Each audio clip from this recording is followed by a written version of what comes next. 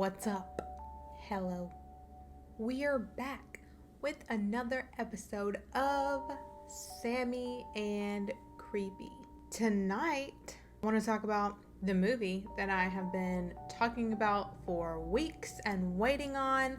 Actually, Bobby and I got tickets to the early premiere, whatever, the night before, when they play it.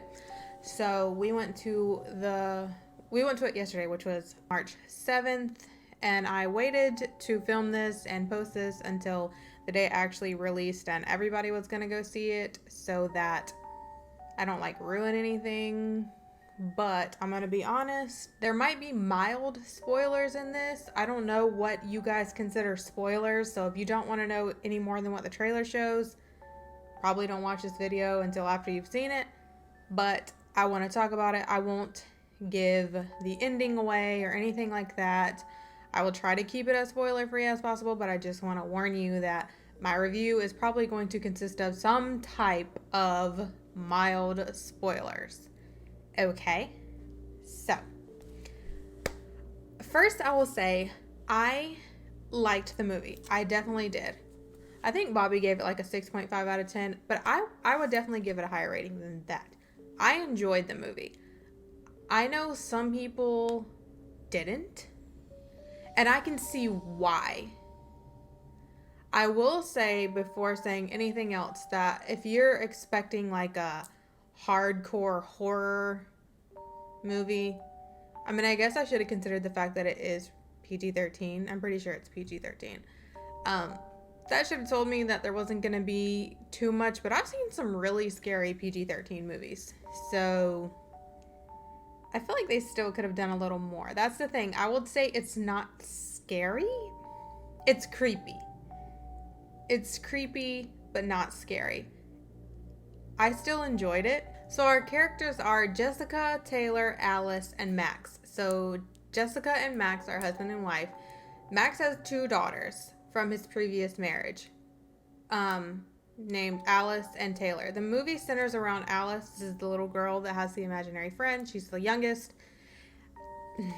Taylor pisses me off through the whole movie. I'm going to be honest. The people that say it was bad acting, I don't think it was very bad because Taylor did her job of pissing me off. Her attitude pissed me off through the whole movie. So I can't even say that there was bad acting in this movie like I've seen some people say. I don't think the acting was bad.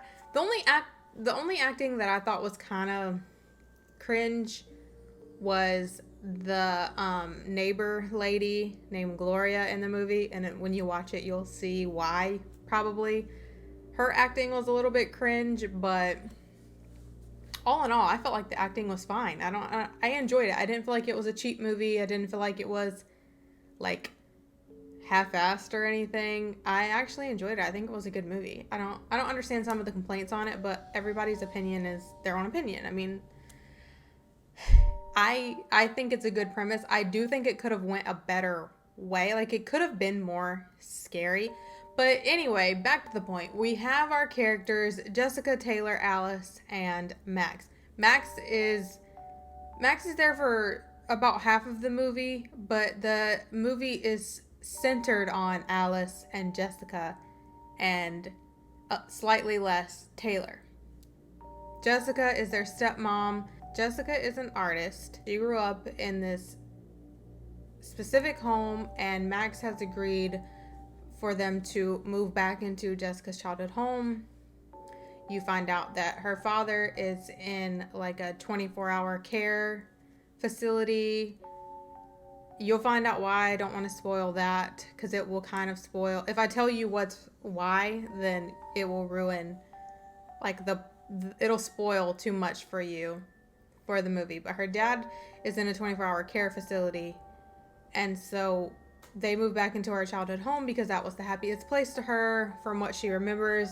She was only there until she was 5, and then what happened, and that's the last time she lived in that home. So Max and Jessica and the 2 kids move into the house. The whole movie, it's the teenage daughter being super fucking rude to Jessica, and it really pisses me off. But they move back into the house early, due to Jessica having nightmares and her husband just wanting her to feel happy and comfortable.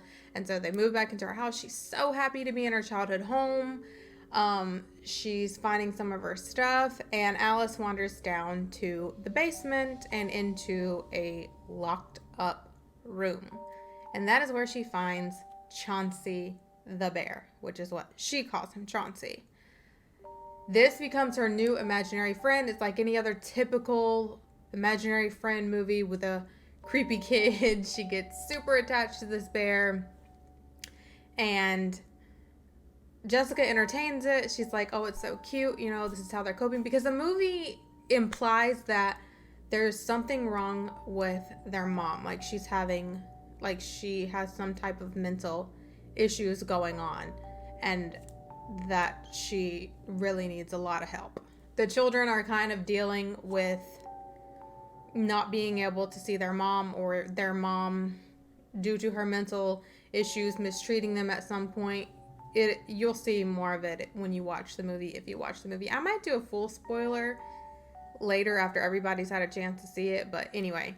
So we have Chauncey, Jessica's entertaining Alice and Chauncey. Like, Alice is saying that Chauncey is always hungry. You know he's coming because his stomach is growling, and it's very, like, creepy. And we notice through the movie, Chauncey has different facial expressions. He actually moves, which I thought it was going to be kind of like Annabelle, where you don't actually see the doll move, but it just is in random places. But no, you see Chauncey and hear Chauncey in this movie. It's actually so creepy. And he has Alice doing this checklist scavenger hunt type thing, and it includes some really sinister things that Alice has to do, but she's willing to do them because Chauncey has promised her that if she completes the checklist, he will take her to where he's from. He's from a place called Never Ever, and we're hinted at this in the beginning because Jessica finds a paper where she drew as a child this picture that says Never Ever. It's another world. And the only way he'll take her to this world is if Alice completes this checklist. And it's pretty sinister. So, the only thing is, it's a slow burn. I will say the movie is a slow burner. Like, it takes a while before you see any action. And even when you do, it's not that much. People say there's a lot of jump scares, but I didn't feel very jump scared. Like, maybe they tried to jump scare and it just didn't get me. I don't know. I guess because the movie was just too mild for it to be scary to me. It was a good, creepy, spooky movie, but I literally feel like I could have taken my 8-year-old and he would be fine. I wouldn't say it's any scarier than Five Nights at Freddy's. If you've seen Five Nights at Freddy's. Which is another thing. On the movie poster, it says, from the producer of Five Nights at Freddy's and Megan. Megan was scary to me. Like, that was a really creepy ass movie. Like, that one really gave me the eerie feeling. This movie really didn't do that, but I still enjoyed it. Just because it wasn't, like, super freaking scary. It might be scary to other people, but it just wasn't that scary to me. I will say I love the Chauncey bear, though, and I really want one. So as soon as I find out that they're being sold, like a legit seller, like Amazon or a Blumhouse or Lionsgate or something is selling them, something like that, I want to get one for my set because he's so cute and creepy at the same time. But essentially what is happening is these imaginary friends are entities, and I say friends because has been a string of children going missing, and they all started with having this imaginary friend and having to do this checklist. So pretty much just like every other imaginary friend movie dealing with a child and some type of entity, it starts to get bad, and so a therapist is called in. Alice already has a therapist, it's implied, because of the trauma with her mom.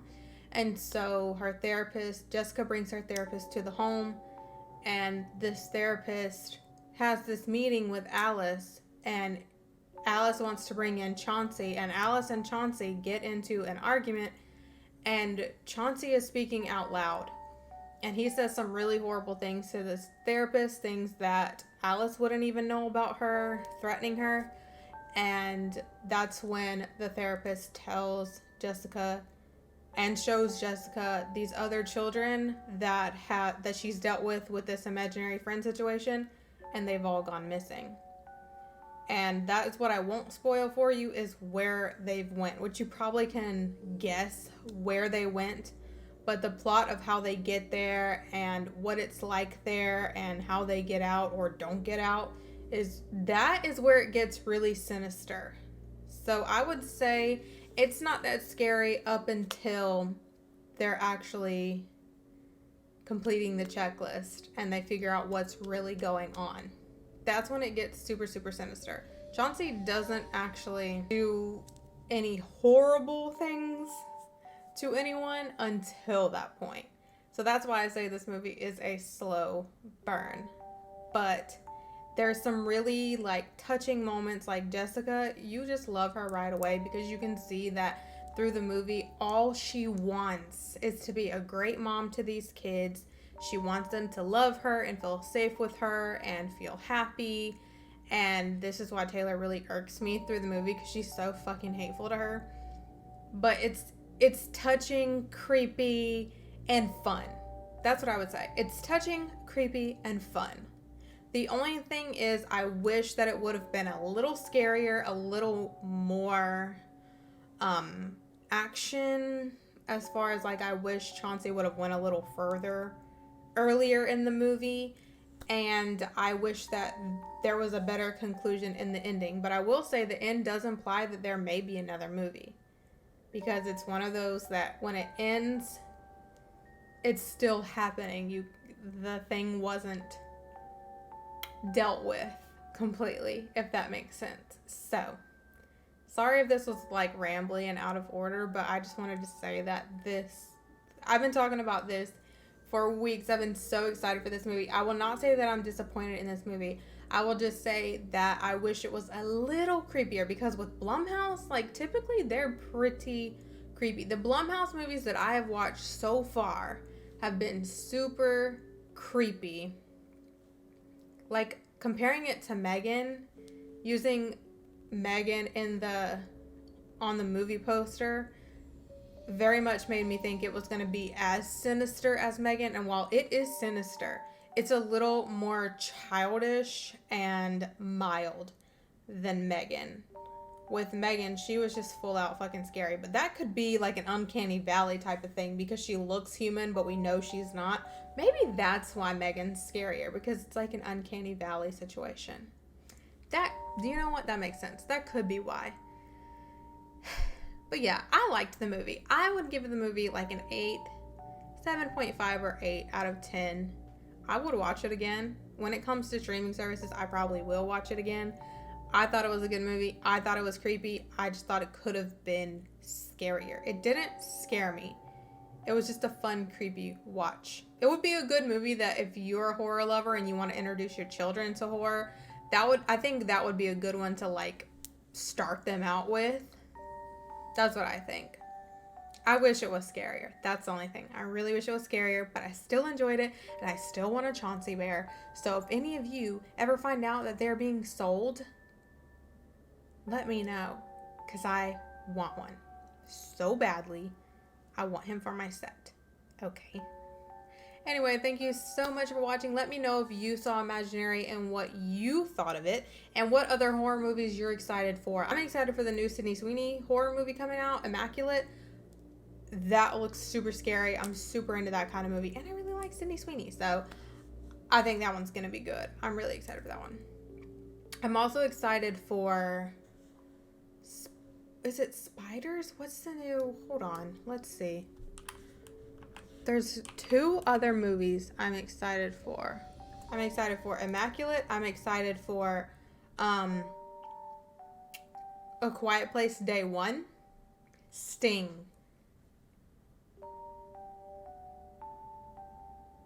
One cold, stormy night in New York City, a mysterious object falls from the sky and smashes through the window of a rundown apartment building.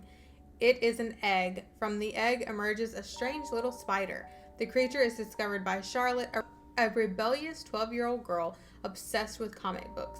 Despite her stepfather Ethan's best efforts to connect with her through their comic book co-creation, Fangirl, Charlotte feels isolated. Her mother and Ethan are distracted by their new baby and are struggling to cope, leaving Charlotte to bond with the spider. Keeping it as a secret pet, she names it Sting. As Charlotte's fascination with Sting increases, so does its size. Growing at a monstrous rate, Sting's appetite for blood becomes insatiable. Neighbors' pets start to go missing, and then the neighbors themselves. Soon, Charlotte's family and the eccentric characters of the building realize that they are all trapped, hunted by a ravenous, supersized arachnid with a taste for human flesh, and Charlotte is the only one who knows how to stop it. That one I am really excited for. I hope Bobby will go with me. No, he won't make me go alone, but he does not like spiders. I don't like spiders either, but I'm excited for that. I'm excited for Immaculate, Sting, and A Quiet Place Day 1. So let me know which movies you are excited to see this year, and I'll do more reviews as they come out. So yeah, thank you so much for watching. Please be sure to like, share, comment, subscribe, all the things that YouTube wants you to do to let me know and let YouTube know that you like my videos. And don't forget to stay creepy. Bye.